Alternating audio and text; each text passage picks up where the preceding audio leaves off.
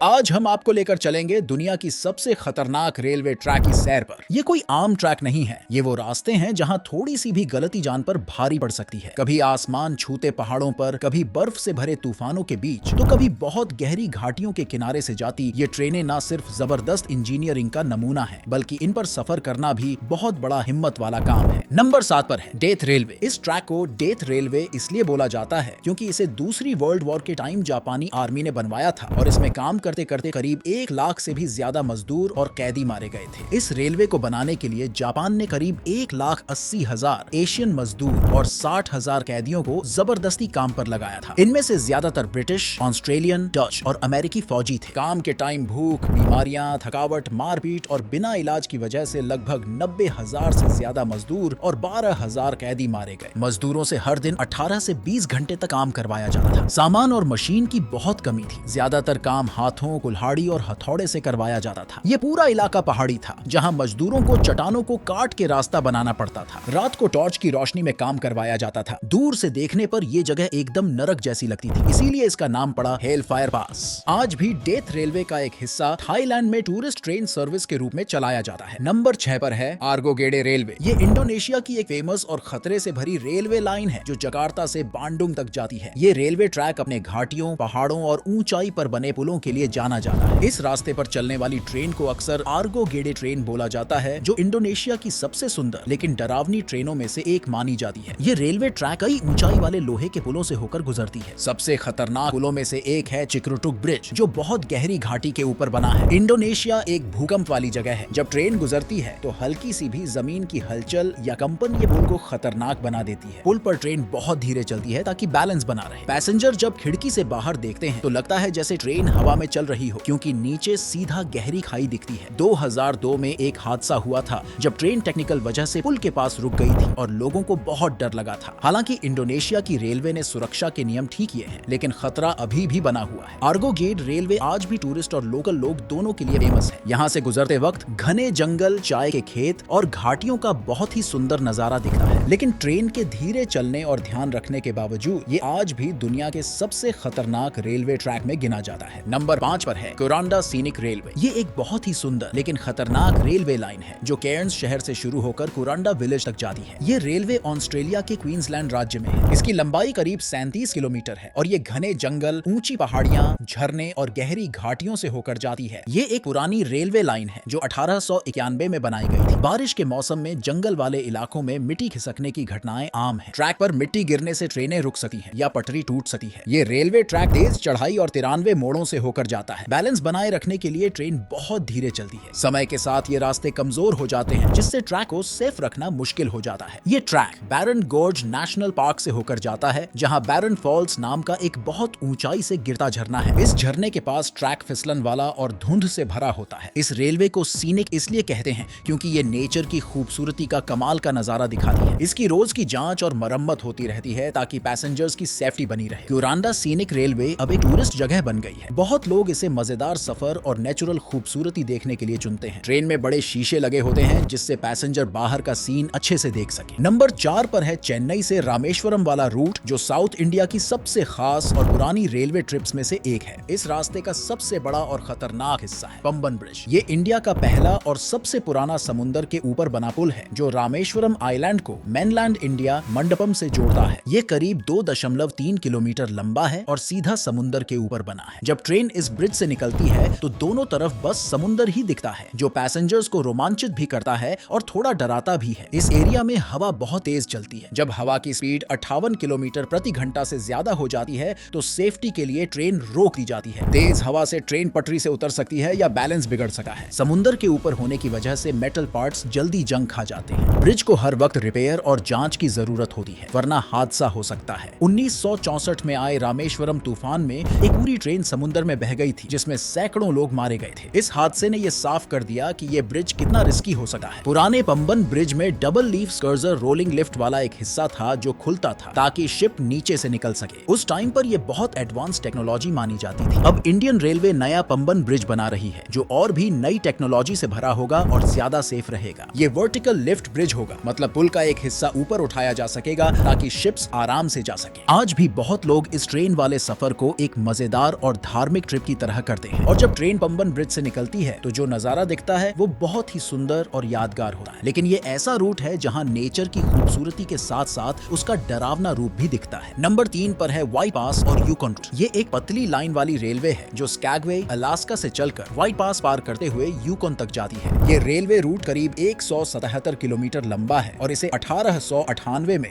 Klondike gold rush के time पर बनाया गया था। ये ट्रैक बहुत पतला और घुमावदार है, जहां थोड़ी सी भी गड़बड़ हुई तो ट्रेन सीधे खाई में गिर सकती है। रेलवे पहाड़ काट कर बनाई गई है और कुछ मोड़ इतने तेज हैं कि ट्रेन एक साइड को झुक जाती है। कुछ जगह तो ट्रैक बिल्कुल पहाड़ी के किनारे से लगा होता है और नीचे बहुत गहरी खाई होती है। ये रेलवे 19वीं सदी के आखिरी टाइम में हाथों से, डायनामाइट से और बहुत खराब मौसम में बनाई गई थी। कई जगह आज भी पुराने नाले, लकड़ी के पुल और सुरंगें यूज हो रही हैं। यहाँ का मौसम बहुत बदलता रहता है, कभी बर्फ पड़ती है, कभी घना कोहरा आता है और कभी बहुत तेज बारिश होती है, जिससे ट्रेन चलाना बहुत मुश्किल हो जाता है। ट्रेन से अलास्का की पहाड़ी वादियां, झरने, बर्फ से ढकी चट्टानें, गहरी घाटियां और लंबे पेड़ों वाले जंगल दिखते हैं। ये सफर बहुत ही सुंदर होता है, लेकिन ऐसा लगता है जैसे बस खाई के एकदम किनारे चल रहे हो। यात्रियों की सेफ्टी के लिए ट्रेन बहुत धीरे धीरे, मतलब 15 से 20 किलोमीटर की स्पीड से चलती है। कुछ जगह तो ट्रेन को रोकर आगे की पटरी चेक करनी पड़ती है। ट्रैक आम रेलवे से थोड़ा पतला होता है, जिससे ट्रेन तेज मोड़ आसानी से ले सकती है। पुराने भाप वाले इंजन का यूज आज भी कुछ टूरिस्ट ट्रेनों में किया जाता है। ये रेलवे क्लॉन्डाइक गोल्ड रश के टाइम पर खनिज और लोगों को लाने ले जाने के लिए बनाई गई थी। इसका काम बहुत मुश्किल था। 35,000 मजदूरों ने करीब 2 साल में इसे बनाया था। आज भी इसे international historic civil engineering landmark बोला जाता है, जैसे आईफिल टावर या statue of liberty. White Pass और यूकॉन रूट एक ऐसी रेलवे है जो इंसानी हिम्मत, पुराना वक्त और कुदरत की ताकत की मिसाल है। ये रेलवे खूबसूरती के साथ मौत के एकदम किनारे चलती है, जहां एक तरफ नजारे देखते रह जाओगे और दूसरी तरफ छोटी सी गलती जान पर भारी पड़ सकती है। ये इतना सीधा और खतरनाक है कि ट्रेडिशनल ट्रेनें इस पर नहीं चढ़ सकती। इंजीनियरों ने इस ट्रैक को जिगजैग बनाया ताकि ट्रेन पीछे और आगे करते हुए ऊपर चढ़ सके। ये दुनिया के बहुत कम रेलवे रूट्स में से एक है जहां ट्रेन को आगे पीछे करके चढ़ाया जाता है। एक तरफ चलकर रुकती है, फिर दूसरी दिशा में पीछे चलती है। इस रेलवे ट्रैक के एक ओर होती है सीधी गहरी खाई और दूसरी ओर चट्टान। कहीं कहीं तो ट्रैक पहाड़ की सीधी दीवार से चिपका हुआ लगता है। नंबर 2 पर है डेविल्स नोज रेलवे, जो 1902 में बनाया गया था। कहा जाता है कि इस रूट को बनाने में हजारों मजदूरों की जान गई, क्योंकि चट्टाने काटना, पुल बनाना और जमीन सीधी करना बहुत ही खतरनाक था। ये रेलवे लाइन एंडीज पहाड़ों में सामान और सवारी ले जाने के लिए बनाई गई थी। ये आज भी इक्वाडोर की इंजीनियरिंग का कमाल मानी जाती है। डेविल्स नोज अब एक टूरिस्ट रेल रूट बन चुकी है। ट्रेनों में खुले डेक होते हैं जहां लोग बाहर खड़े होकर घाटी का नजारा देख सकते हैं। ये सफर लगभग 2.5 घंटे का होता है, जिसमें लोग न सिर्फ सुंदर नजारे देखते हैं बल्कि ट्रेन की जिगजैग चलने वाली स्टाइल भी महसूस करते हैं। चट्टानी रास्ते, तेज मोड़ और ऊंचाई, ये सब इस रूट को खतरनाक बनाते हैं। बारिश के टाइम चट्टानों से पत्थर गिरने या ट्रैक पर फिसलन के कारण हादसे का डर बना रहता है। डेविल्स नोज ट्रेन एक ऐसा रास्ता है जहां इंजीनियरिंग, पुराना इतिहास और थ्रिल एक साथ मिलते हैं। ये रेलवे न सिर्फ मुश्किल रास्तों को पार करने का एक एग्जाम्पल है,